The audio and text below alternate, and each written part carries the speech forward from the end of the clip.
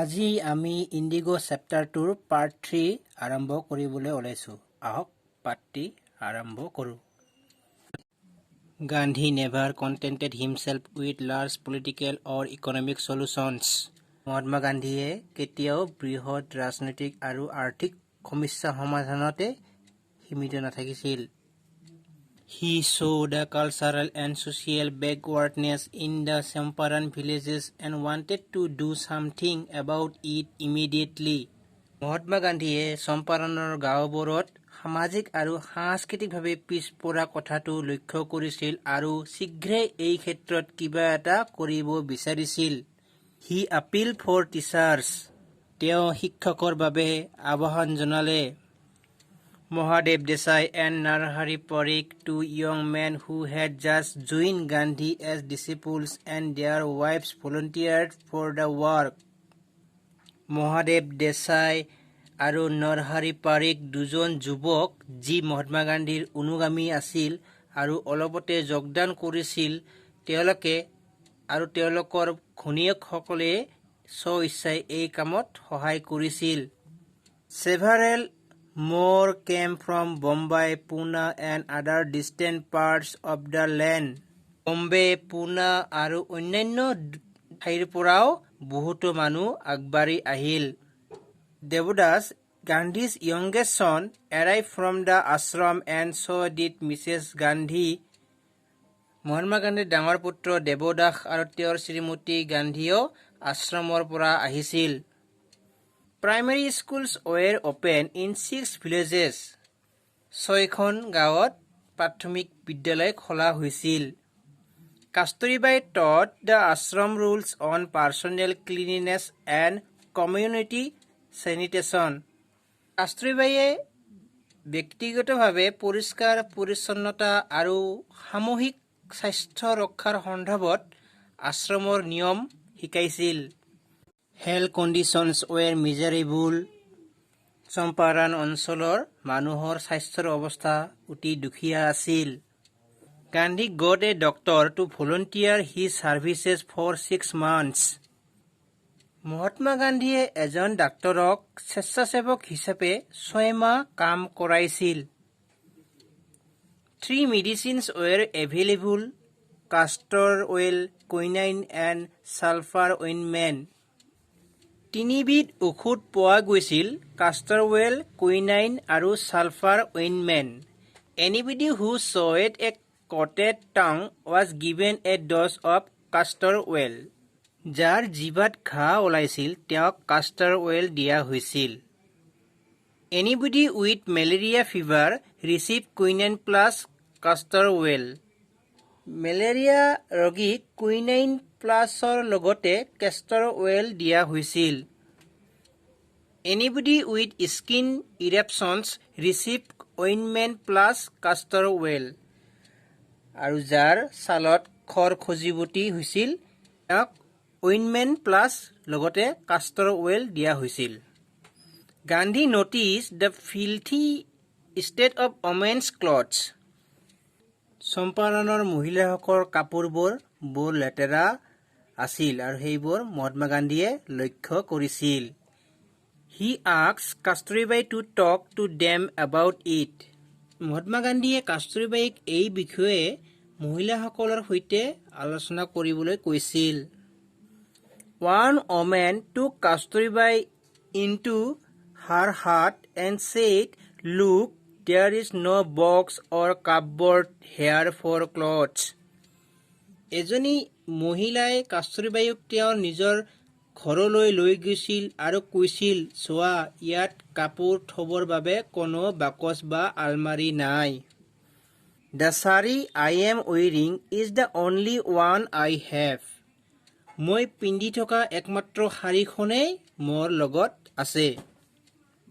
During the long stay in Champaran, Gandhi kept a long distance watch on the ashram. চম্পাৰণত থকা দীঘলীয়া সময়ছোৱাত মহাত্মা গান্ধীয়ে আশ্ৰমৰ ওপৰত দূৰৰ পৰাই চকু ৰাখিছিল। Sent regular instruction by mail and asked for financial accounts. তেওঁ চিঠিৰ জৰিয়তে নিয়মীয়াকৈ নিৰ্দেশ প্ৰেৰণ কৰিছিল আৰু আশ্ৰমৰ হিচাপ নিকাচ বিচাৰিছিল। Once he wrote to the residents that it was time to fill in the old latrine trenches and dig new ones, otherwise the old ones would begin to smell bad. এবাৰ তেওঁ আশ্ৰমত থকা সকললৈ লিখিছিল যে পুৰণি লেট্ৰিনবোৰ পুতি পেলাব লাগে আৰু নতুনকৈ খান্দিব লাগে, নহ'লে সেই পুৰণি লেট্ৰিনবোৰে বেয়া গন্ধাব আৰম্ভ কৰে বা বেয়া গন্ধাব পাৰে। The Champaran episode was a turning point in Gandhi's life. চম্পাৰণৰ ঘটনাই মহাত্মা গান্ধীৰ জীৱনৰ গতি সলনি কৰি দিছিল। What I did, he explained, was a very ordinary thing. Mahatma গান্ধীয়ে কৈছিল যে মই যি কৰিছিলোঁ সেয়া একেবাৰে সাধাৰণ কাম আছিল। I declared that the British could not order me about in my own country. মই ঘোষণা কৰিছিলোঁ যে নিজৰ দেশতে ব্ৰিটিছে মোক আদেশ দিব নোৱাৰে। But Champaran did not begin as an act of defiance. কিন্তু চম্পাৰণৰ কথা চেলেঞ্জৰ ৰূপত আৰম্ভ হোৱা নাছিল। মানে চম্পাৰণৰ কথা প্ৰত্যাহ্বানৰ ৰূপত আৰম্ভ হোৱা নাছিল। It grew out of an attempt to alleviate the distress of large numbers of poor peasants. ইয়াৰ আৰম্ভণি হৈছিল দৰিদ্ৰ কৃষকসকলৰ কষ্ট লাঘৱ কৰিব খোজাৰ প্ৰচেষ্টাত। This was the typical Gandhi pattern. His politics were intertwined with the practical day-to-day problems of the millions. এয়া মহাত্মা গান্ধীৰ এক সুকীয়া ধৰ্ম আছিল যে তেওঁৰ ৰাজনীতি লাখ লাখ দৈনন্দিন ব্যৱহাৰিক সমস্যাবোৰৰ লগত জড়িত আছিল। His was a loyalty to abstractions. It was a loyalty to living human beings. অনৰ্থক কথাত তেওঁৰ আস্থা নাছিল, কেৱল আছিল জীৱিত মানুহৰ প্ৰতি।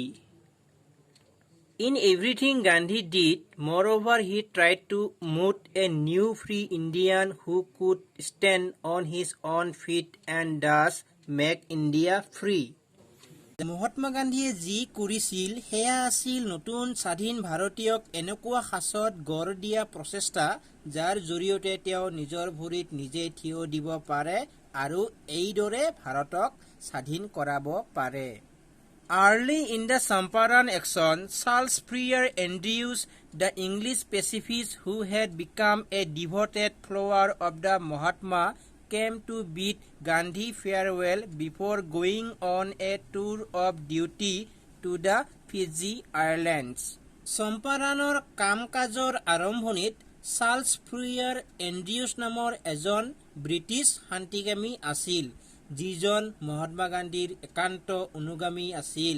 তেওঁ ফিজি দ্বীপপুঞ্জলৈ নিজৰ কিবা কামত যোৱাৰ আগতে গান্ধীৰ পৰা বিদায় ল'বলৈ আহিছিল। Gandhi's lawyer friends thought it would be a good idea for Andrews to stay in Champaran and help them. Mahatma গান্ধীৰ অধিবক্তা বন্ধুসকলে ভাবিছিল যে তেওঁ চম্পাৰানত থাকি তেওঁলোকৰ সহায় কৰিলে ভাল কথা হ'ব।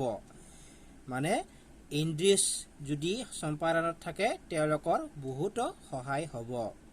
Andrews was willing if Gandhi agreed.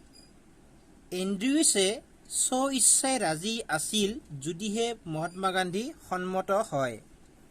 But Gandhi was vehemently opposed. কিন্তু মহাত্মা গান্ধীয়ে এই কথাৰ তীব্ৰ বিৰোধিতা কৰিছিল। He said, "You think that in this unequal fight it would be helpful if we have an Englishman on our side?"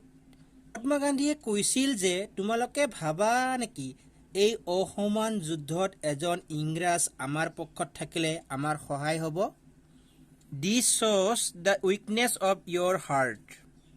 এয়া তোমালোকে দুৰ্বল অন্তৰৰ পৰিচয় দিছা। The cause is just and you must rely upon yourselves to win the battle. You should not seek a prop in Mr. Andrews because he happens to be an Englishman. আমাৰ উদ্দেশ্য ন্যায়সংগত যুদ্ধত জয়ী হ'বলৈ তোমালোকে নিজৰ ওপৰত নিৰ্ভৰশীল হ'ব লাগিব। Her had read our minds correctly, Rajendra Prasad comments, and we had no reply. Gandhi in this way taught us a lesson in self-reliance. Mahatma গান্ধীয়ে আমাৰ মনবোৰ শুদ্ধকৈ পঢ়িব পাৰিছিল। ৰাজেন্দ্ৰ প্ৰসাদে মন্তব্য কৰিছিল যে আৰু আমাৰ ওচৰত কোনো উত্তৰ নাছিল। এইদৰে মহাত্মা গান্ধীয়ে আমাক আত্মনিৰ্ভৰশীলতাৰ পাঠ শিকাইছিল। Self-reliance, Indians' independence and help to sharecroppers were all bound together. IndiGo পাঠটোত আত্মনিৰ্ভৰশীলতা, ভাৰতৰ স্বাধীনতা আৰু আধিয়াৰক কৰা সহায় গোটেইকেইটা একেলগত বান্ধ খাই আছে। So students, ইণ্ডিগো পাঠটো ইয়াতে সমাপ্ত হ'ল।